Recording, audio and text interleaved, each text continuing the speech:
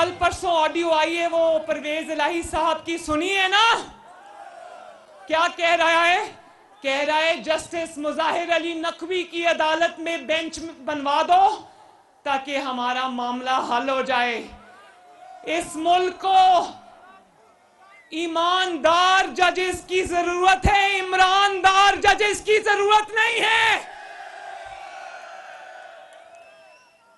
और फिर यास्मीन राशिद साहिबा कल ऑडियो में कह रही थी वो डोगर साहब को, जिनको अभी अभी सुप्रीम कोर्ट के चंद जजेस ने लगाया है, उसको कह रही थी फिक्र ना करो, सुप्रीम कोर्ट में साडे बंदे बैठे हुए ने।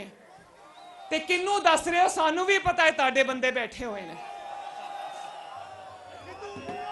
और आप ये देखो उनका नाम आए हुए कितने दिन गुजर गए, इतनी इखलाकी जुर्रत नहीं कि जस्टिस मुजाहिर अली नकवी, क्योंकि उनका नाम आया है, जरा इखलाकी जुर्रत का मुजाहरा करें और इस्तीफा दें और अदलिया पर लगने वाले धब्बे को मिटाएं।